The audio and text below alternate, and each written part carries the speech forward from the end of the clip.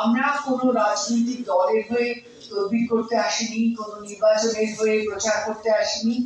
আমরা শুধুমাত্র বিভিন্ন পেশা, বিভিন্ন ক্ষেত্র থেকে উঠে আসা নাগরিকদের একটা কালেক্টিভ বা সংগঠন যা বলে, আমরা সবাই একত্রিত হয়েছি। কারণ আমাদের মাথায় একটাই কথা ছিল যে এখানে পশ্চিমবঙ্গে নারীদের নিরাপত্তা, নারী বলতে আরেকটা কথা খুব পরিষ্কার করে বলার প্রয়োজন, সেটা হচ্ছে নারী বলতে আমরা কি বুঝছি। নারী বলতে আমরা বুঝছি যে কোনো মানুষ, নারী প্রান্তিক যৌনতার মানুষ বা যে কোনো মানুষ হিসেবে রয়েছে।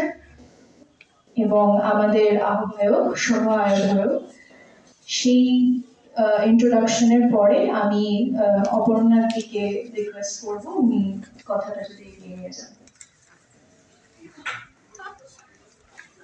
আমি আরেকবার আপনাদের সকলকে ধন্যবাদ জানাই এখানে আসার জন্য। আমাদের কথাগুলো যাতে আপনারা যথাযথভাবে পৌঁছে দিতে পারেন সব মানুষের কাছে। আন্দোলনের একজন সক্রিয় কর্মী মিস্টার অভিক সাহা, আমাদের সঙ্গে রয়েছেন রাজনৈতিক কর্মী ছন্দন চ্যাটার্জি এবং তোষা চ্যাটার্জি, যিনি যাদবপুর ইউনিভার্সিটির একজন স্টুডেন্ট। আমার নাম বিঞ্চে, আমি ইন্ডিপেন্ডেন্ট রিসার্চার এবং এই আন্দোলনের সঙ্গে এবং বিগত 10 বছর ধরে নানান সোশ্যাল অ্যাক্টিভিস্ট হিসেবে কাজকর্মের সঙ্গে যুক্ত রয়েছি। আমরা ছাড়াও আরো অনেক পেশার মানুষজন নাগরিক চেতনার সঙ্গে যুক্ত রয়েছেন। আমরা পরবর্তী আমাদের যে দাবিগুলি রয়েছে, যে কারণে আমরা একত্র হয়েছি, সেই দিকে এগিয়ে যাব। আমি অনুরোধ করব একে কিছু দাবি একত্র করে আমরা সিএম এর কাছে, অর্থাৎ বাংলার মুখ্যমন্ত্রীর কাছে পেশ করতে চাইছি। এবং সেটি আমরা একটি কালেকটিভ হিসেবে, নাগরিকদের একটি কালেকটিভ হিসেবে, যেখানে সাধারণ নাগরিক, নানান পেশার সঙ্গে যুক্ত নাগরিক এই কালেকটিভের অংশ হয়েছে, তাদের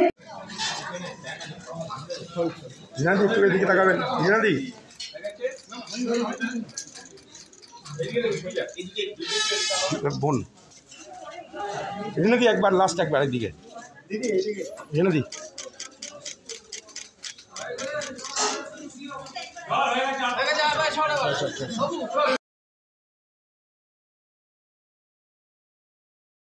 Sexual Harassment at Workplace Prevention, Prohibition and Redressal Act 2013 এর পূর্ণ বাস্তবায়নের মাধ্যমে কর্মক্ষেত্রে নারীর নিরাপত্তা, পুলিশ ব্যবস্থার ব্যাপক সংস্কার ও সচেতনতা প্রচার, স্কুলে আইনি সচেতনতা এবং লিঙ্গ সংবেদনশীলতা তৈরি এবং নারীদের জন্য নিরাপদ গণপরিবহন, সাধারণ জায়গায় বিশেষ করে যাতায়াতের সময় নারীর নিরাপত্তা তাদের কর্মক্ষেত্রে অংশগ্রহণের জন্য অত্যন্ত গুরুত্বপূর্ণ।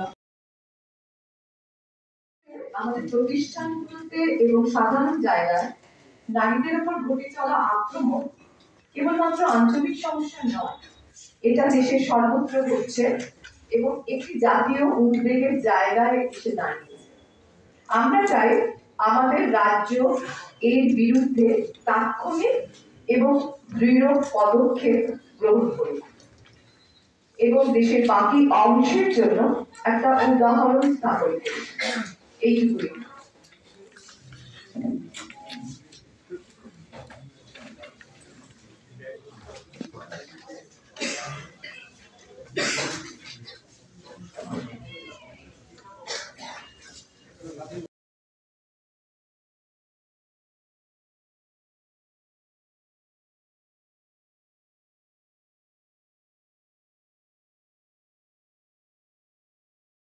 তন্ত্র সম্বন্ধে এবং আমরা লক্ষ্য করেছিলাম যে আরজি করের ঘটনার পর একটা দারুণ গণতান্ত্রিক চেতনা এসেছিল, মানুষ প্রতিবাদে রাস্তায় নেমেছিলেন।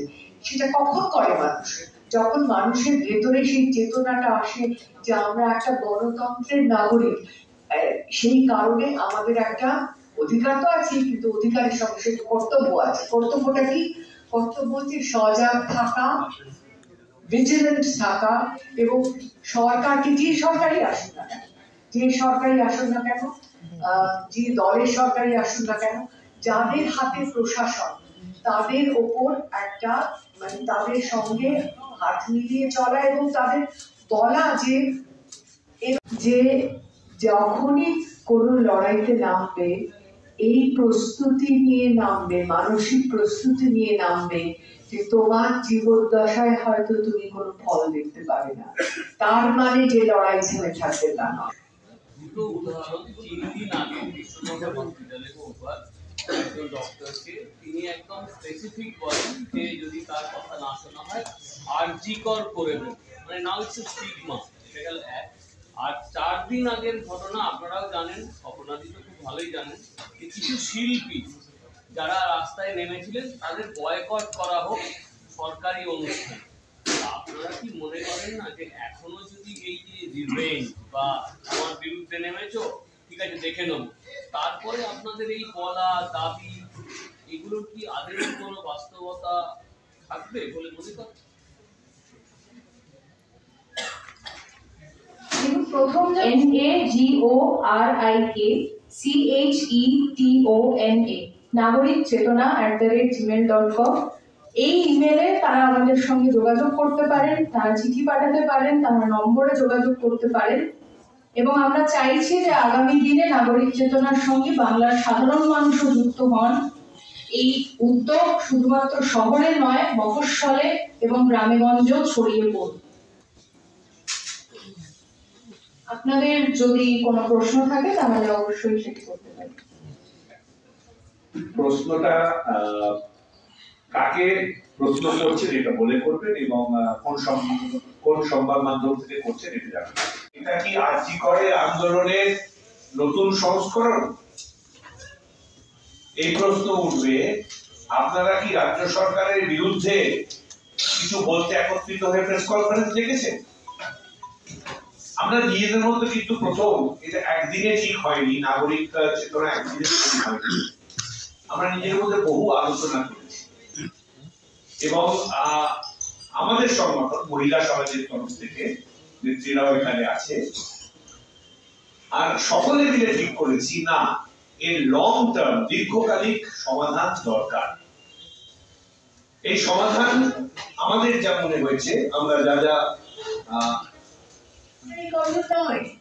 সবাই যারা আসেন আপনারাও আসুন, মানে যত লোক আসতে পারবে এই প্রেশারটা ক্রিয়েট করতে। কারণ একটা বড় কথা হচ্ছে গণতন্ত্র শেষ হয়ে যায় না ভোট দিয়ে। গণতন্ত্র একটা ভোটের উপর নির্ভর করে না, গণতন্ত্র নির্ভর করে নাগরিক চেতনার উপর। মানুষ যখন ঠিক করে যে আমরা ভিজিলেন্ট থাকবো, আমরা সজাগ থাকবো, আমরা চাপ সৃষ্টি করবো, যে সরকার আসুক, কোনো কিচ্ছু সেটা কোন সরকার, যে সরকারই আসুক, তাদের ওপর আমরা চাপ সৃষ্টি করবো। কোনো সরকার পারফেক্ট নয়, আমরা তো দেখছি চারদিকে। সেটা মানে সরকারের আমাদের উদ্দেশ্যটা কিন্তু বিনোদ নয়, আমাদের উদ্দেশ্যটা গঠনমূলক পরিবর্তন। যে you get the government you deserve. যে সরকার আপনি যে সরকারি আপনি যে সরকার ডিজার্ভ করেন সেই সরকার আপনি পাবেন। এটা কেন কথাটা মানে কিন্তু সরকারের বিরোধিতা বা সরকারের সমর্থন কোনোটাই না। কথাটা হচ্ছে যে আপনাকে ভিজিলেন্ট থাকতে হবে নাগরিক হিসেবে। এই সরকার, যে কোনো সরকার, তার অন্যায়গুলো বা তার খামতিগুলো আপনাকে ধরিয়ে দিতে হবে, বারবার প্রেশারাইজ করতে হবে, নইলে কিন্তু আপনার নাগরিক কর্তব্য শেষ হয় না। আর নাগরিক কর্তব্যগুলো না করলে নাগরিক অধিকারও আপনি চাইতে পারেন। পুলিশ ব্যবস্থার সংস্কার, নিরাপদ গণপরিবহন এবং বিদ্যালয়ে সচেতন প্রশিক্ষণ। আমরা মনে করছি এই 4টে থামের ওপরে, এই 4টে পায়ার ওপরে যে টেবিলটা দাঁড়িয়ে আছে